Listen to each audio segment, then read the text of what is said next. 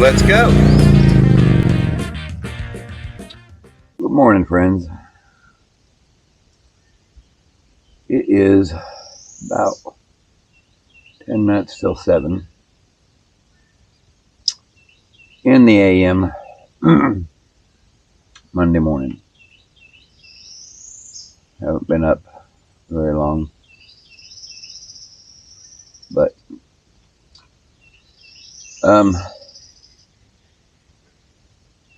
yeah, so as far as sleep goes, last night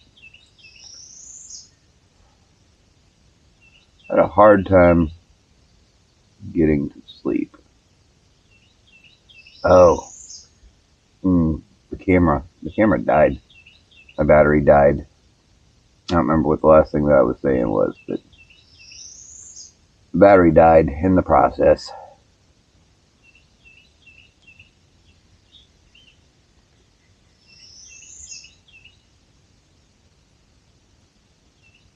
But I slept decent.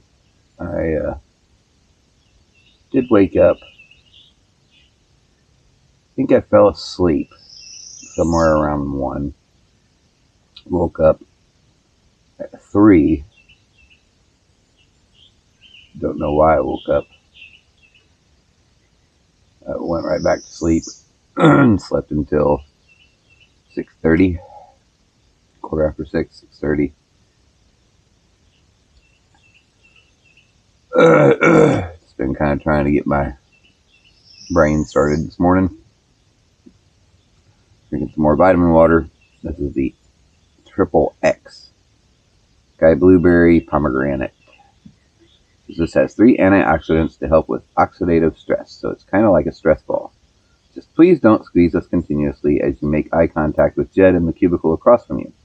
Those mind games don't work on him. So that's what that says. It's supposed to be loaded with antioxidants. 3 types of antioxidants. 200% daily value of vitamin C, 50% antioxidant selenium, 40% vitamin A.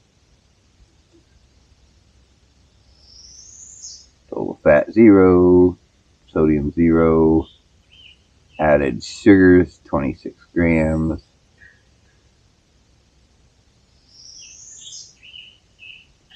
Yeah. So that's that. And unlike the one that I was drinking last night,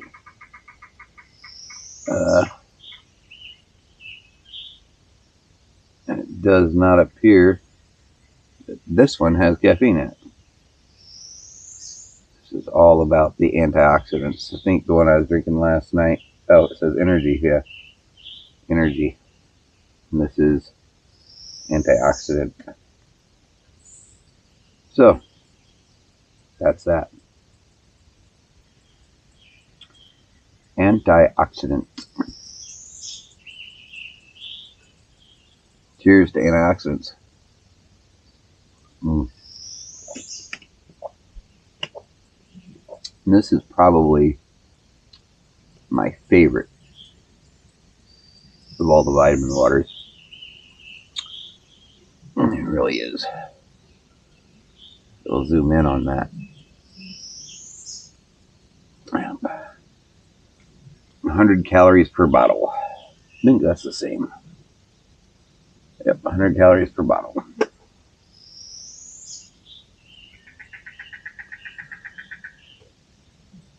The one last night had 27 grams of sugar as opposed to 26 grams. I guess this is healthier.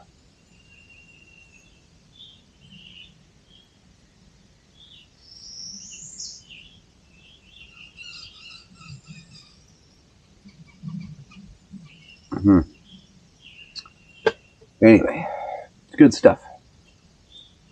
Sky is looking dark today. Not at all what I was seeing, what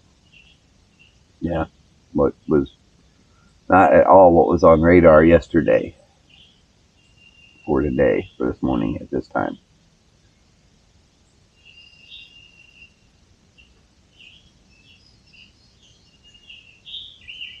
I'm hoping that it's just leftovers from whatever was passing over in the night, and that it's not actually going to rain or storm again. By the way, it never did rain again last night after I went to bed. A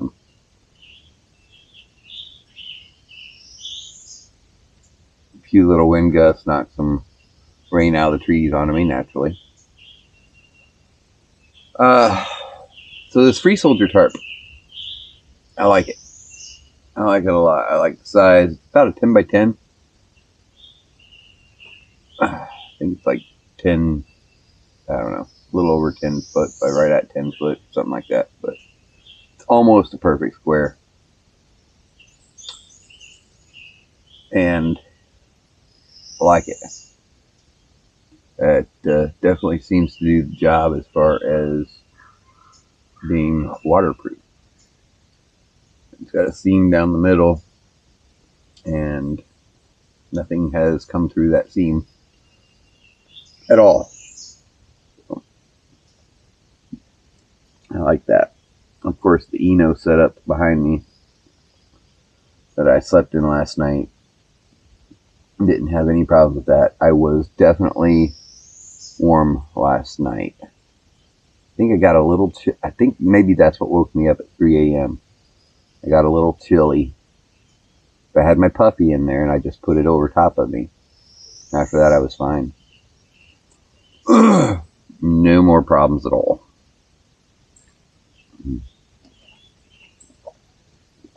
So yeah, definitely using that Gooby as a underquilt, and using the other one as well. I think that was perfect. Absolutely perfect. I do. Like I said, I mean, I was good all night until I woke up with that chill.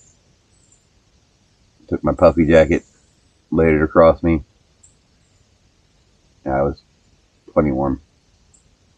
So, yeah. Good night's sleep. Which, I mean, with this, I kind of knew, because the Eno, it's the one that I've probably slept in the most. So I know how it lays. I know how I like my lay, and my hang, however you want to say it. I know how I like my hang and lay. All right. Anyways, the Eno does a good job for me. I've had it for a long time though, so I'm used to it. The nightcap that I used Saturday night, like I said, that was, I had one. I think I slept in it. I think I tried it 3 times. I don't think I ever got to actually sleep in it.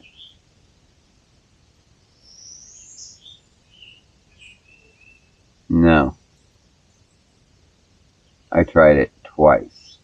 And first time I tried it at home, I didn't sleep in it.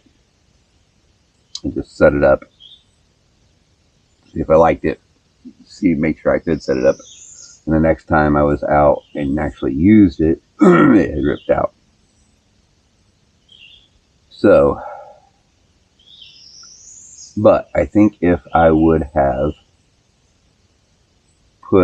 used the QB as an underquilt the other night inside of it, I think I would have been good. Because, I mean, as far as laying in it and the feel of it inside, aside from the fact that I got chilly, it was good. It was very good, I think. I don't know. Being chilly kind of takes away from anything else you might think about while you're trying to sleep. So, there's that. It's, yeah, I'll use it again. Use it with the underquilt if I know it's going to get below about 60. And just the light underquilt. I mean, obviously I'm not using a heavy winter underquilt, right? It's a very light. The Kubi is very light. So probably the equivalent. I don't think it's actually got an R rating on it, but it's probably probably the equivalent of a 50-degree sleeping bag. You know, I mean, it's not made for super cold weather. The underquilt that I got with the nightcap, I'm not sure what it's rated to. I need to look at that. But I think that, I mean, as far as early spring, late fall camping, or even into the winter, I think if I used the two together, I think I should be good down to 20 degrees without much problem. Or, I hear you say, you could just get a winter underquilt. Yeah, I could. I could do that. Yep, that would be a possibility, but I've already got these, so if I got the room for them, I'll make them work, right? But I should get a better underquilt. It seems like most of the time when I go camping in the winter or when it's colder, I generally use a tent. But the night the nightcat fell apart on me until they ripped out. That was a cold night. That was a very cold night. I think it was down in the low 30s, maybe upper 20s. It was cold. I was actually not prepared for that cold. Like, yeah, I was not prepared for that cold. Nonetheless, I did make it through that night. I did make it through last night. Pleasantly through last night. Very pleasantly.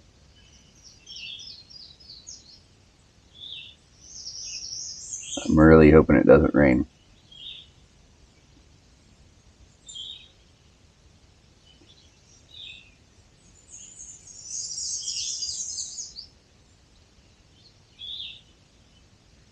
Really hoping it does not rain.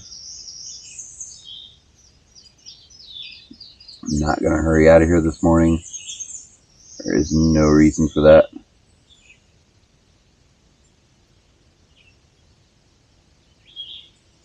Kind of take my time here. Letting my brain get together.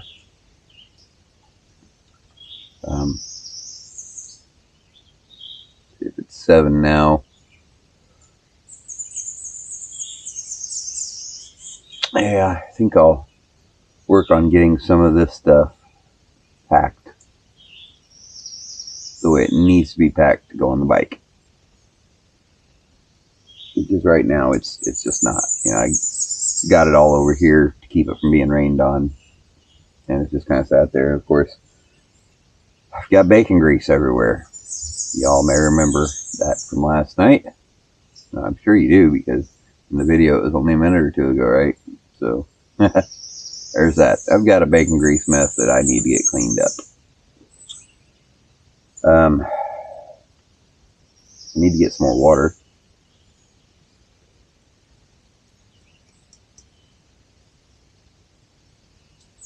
Yeah.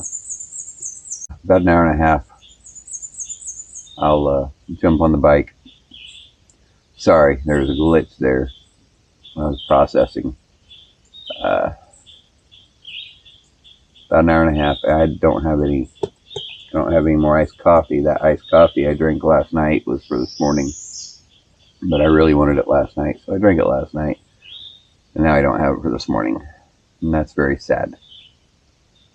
So I've got the vitamin water, which is good, but it's not iced coffee, so that's not good.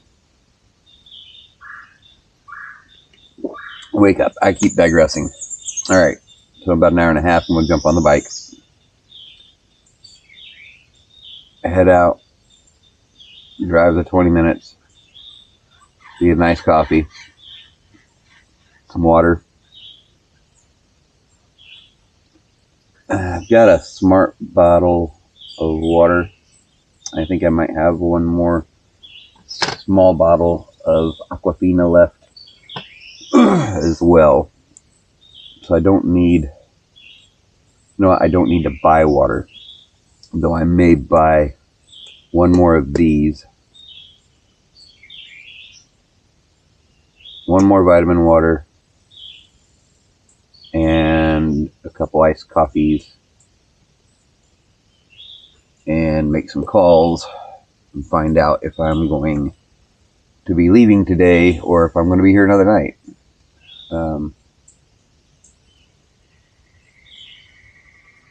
Hoping I'm leaving today.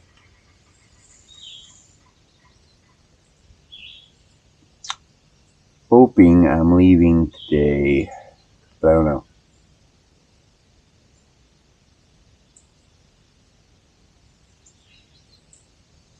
But if I am leaving today, I'm not going to rush myself. I will get stuff together, get up the road. As far as going up and making those calls and whatnot, I can't really do that until after 8, preferably closer to 9. Yeah.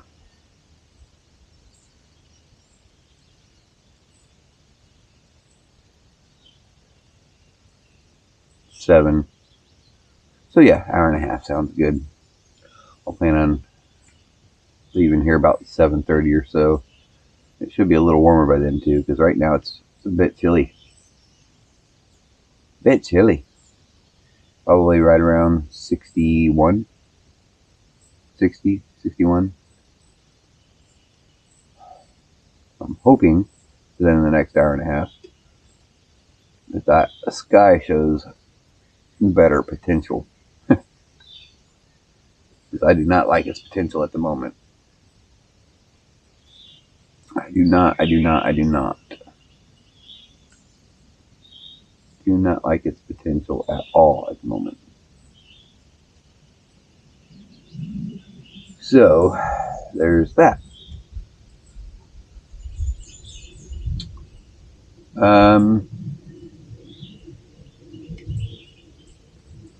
It's the second time I've stayed at this campground in this exact location, actually.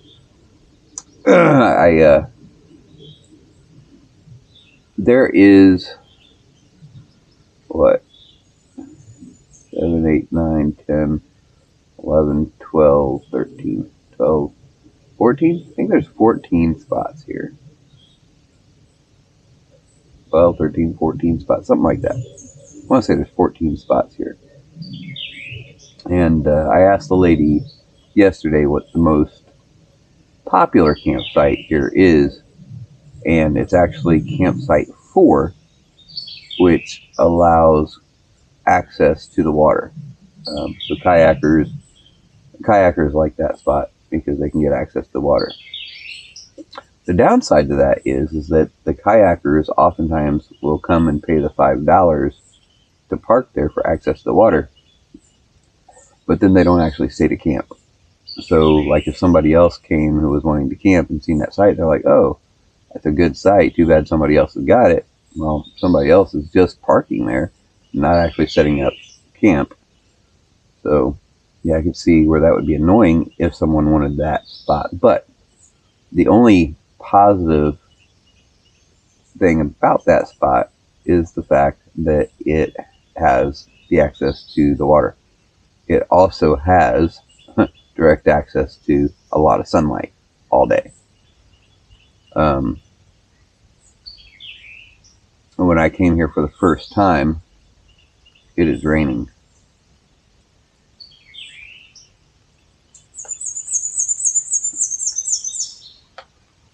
It's raining. Not digging that. Not digging that, y'all. Not digging that at all. Because I do not have rain gear for riding.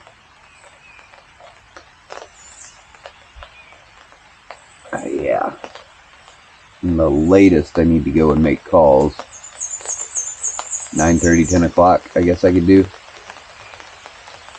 Could push it out to 11, but really I need to have those calls made earlier. Preferably between 8 and 9. Anyways, I digress. Problem at this moment is that I don't remember what I digressed from. What was I saying? Oh, the spot. This spot, from what I could tell, the very first time I came in, as well, I checked it out again this time when I got here, just to see which campsite had the most sun and close to the road, close to the main road out here. That is a down point to this spot, is that it is close to the main road. It's not as close as some, but it is closer than others. But it's it's pretty close. So over there, you can see that's kind of the end of the road, those posts with the yellow wrapped around them. At just the other side of that, there's actually a road. And then if you go that way, directly in front of me between those two trees, you can see that light post. And that is the road. So, yeah, I mean, the road runs right there.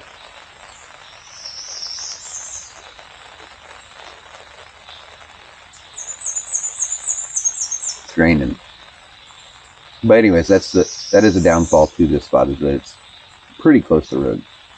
But the spot next to me is closer to the road, and there's like two spots directly across from me over there, and they are right next to the road.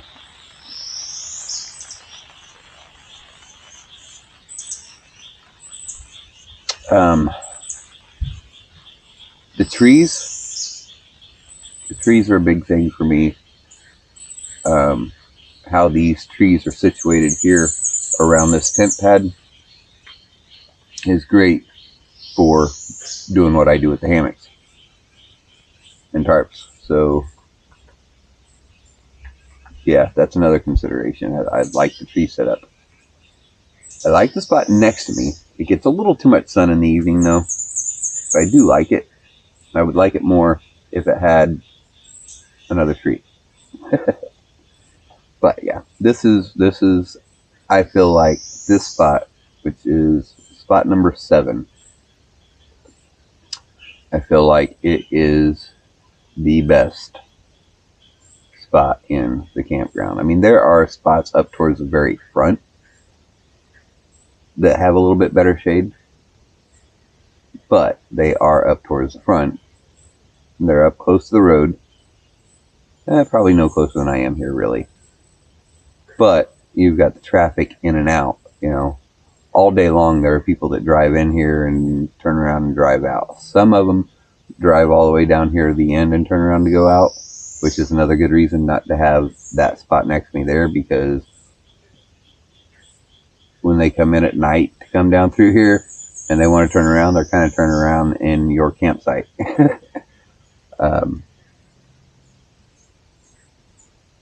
And that's just one bad thing about it, other than it's closer to the road and it gets a lot of sun. But again, I digress. A lot of traffic up there, and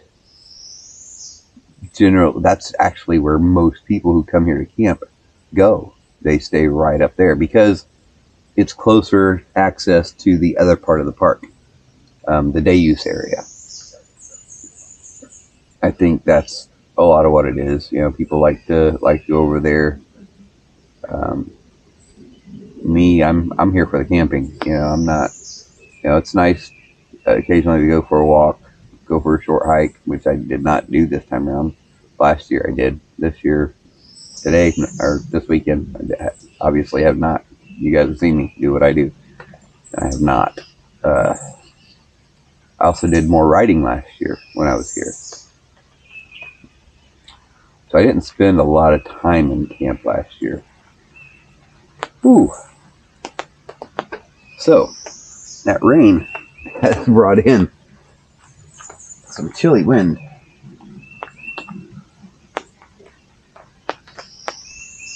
So I'm going to grab my puppy.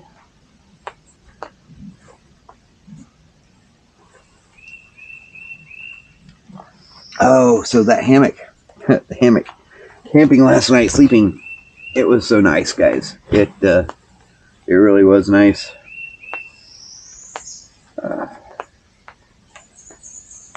Aside from just being plenty warm, it's nice being wrapped up in a cocoon.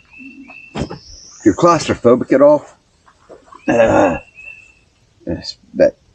hammocking like that probably is not for you. But like with 3 layers, I was able to wrap around me. Yeah, I was very cocooned in there. So even without a bug net, no problems. Now, if it was a hotter night, I definitely would not want all 3 of those layers in, say, August. Definitely would not.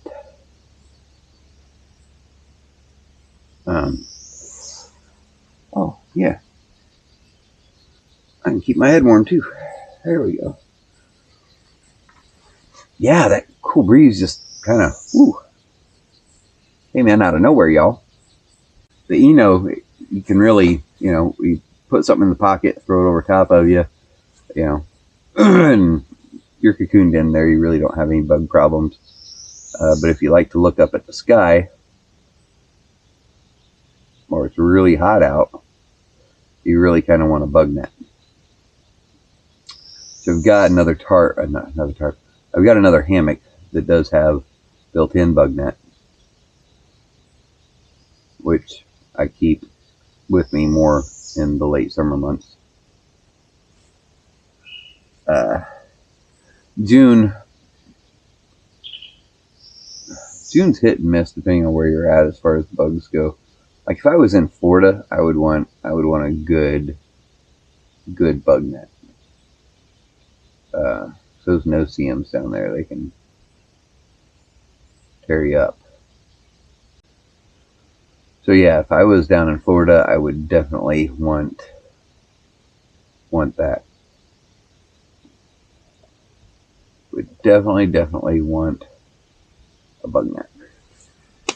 Anyways, you guys, I reckon I should get started cleaning up,